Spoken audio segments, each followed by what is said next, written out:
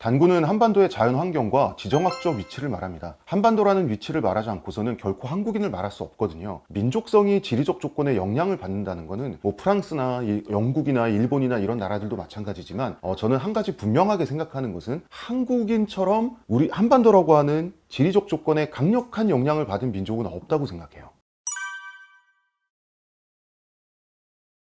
일단은 척박함이죠. 사계절이 너무나 뚜렷하고 보기엔 아름답지만 실제 살기는 괴롭죠. 연교차가 굉장히 크죠. 여름은 무덥고 겨울은 춥고 한 사람이 1년 동안에 견뎌내야 할 기후적인 조건이 굉장히 다양하고 극단적이다. 매우 습하고 매우 건조하고 매우 춥고 겨울은 또 길고, 그러면 자연이 너무 거칠고 또 전 국토가 산악지형이거든요. 아주 그냥 산이 이렇게 계속 있는 그런 순한 산악지형도 아니고 산맥들이 겹겹산이라고 하죠. 겹겹이 꼬이고 이지러져 있고 온갖 경사가 불규칙하게 막 이렇게 뻗어 있고 어디든지 흙을 조금만 파내면 단단한 돌덩어리가 나오는데, 그게 가장 먼저 많이 나오는 게 화강암, 그 다음에 편마음이에요. 둘 다 가장 단단한 암석이거든요. 굉장히 거친 지형이다, 전 국토가. 이렇게 볼 수 있습니다. 그래서 이런 환경에서는 첫째 고통스러워요. 사람이 낙천적이 되기 힘들죠. 두 번째는 먹고 살기가 힘들어서 모든 걸 모든 형태로 먹어야 됩니다. 김치 담가 먹어야 되지, 젓갈 담가 먹어야 되지, 말려 먹어야 되지, 쪄 먹어야 되지, 온갖 종류의 저장 음식, 발효 음식이 발달하는데 김치만 가지고도 한국 사람들은 먹을 수 있는 모든 걸로 김치를 만들 수가 있어요. 식물성 원료로는 아보카도로도 김치를 만들잖아요.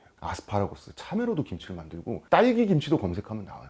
그만큼 다양한 방식으로 무언가를 먹어서 섭취해서 살아낸다라고 하는 것에 대한 감각이 굉장히 발달했죠. 이러려면 부지런해야 됩니다. 세 번째로 쌀을 생산해야 돼요. 농사를 지을 만한 평지의 비율도 너무나 우리나라는 적지만 평지의 질도 최하등급이에요. 그런데 인구를 부양하려면 쌀 농사밖에는 없는 거예요. 왜냐하면 쌀은 모든 곡물 중에 면적당 인구 부양력이 가장 높아요. 그러나 가장 노동집약적이죠. 정말 열심히 일해야 돼요. 그래봐야 고작 1모작밖에 못하죠. 보통 쌀 농사를 짓는 쌀 문화권에 가면 2모작은 기본이고요, 3모작씩 합니다. 우리나라는 그런 게 절대 없어요. 1모작도 사실 아니죠. 0.5모작, 0.7모작, 0.8모작이죠. 정기적으로 가뭄이 찾아오기 때문에. 이렇게 어렵게 먹고 사는데 다른 쌀 농사 문화권보다 훨씬 힘들고 훨씬 고생스럽고 훨씬 배고픈데 안 할 수도 없어요. 안 그럼 굶어 죽으니까. 쌀 농사만 짓습니까? 수렵, 채집, 나물 캐러 다녀야 되죠. 또 캘 나물도 없으면 초근 목피라 그래가지고 나무 껍질 벗겨 먹어야 되지, 풀뿌리 캐 먹어야 되지. 이런 거는 성격에 영향을 끼치지 않을 수가 없어요.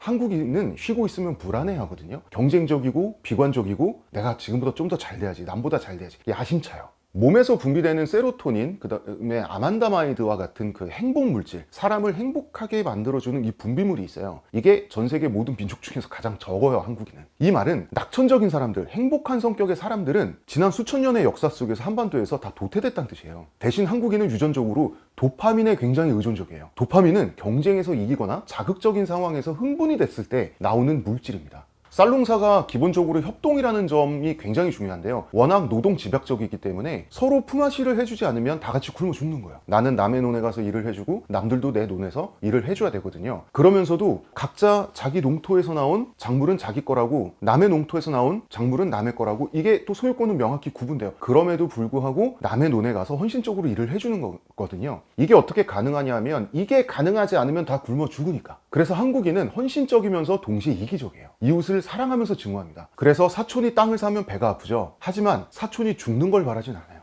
사촌이 나보다 가난하기를 바라지. 이게 한국인의 특징입니다. 한반도에서 남보다 뒤처진다는 거는 굶어 죽는 걸 의미해요. 그래서 경쟁에서 이겨야 돼요. 하지만 이웃이 없으면 나도 굶어 죽죠. 그래서 한국인은 어느 나라 사람들보다 한국인을 가장 사랑하는데 어느 나라 사람보다 한국인을 가장 증오합니다.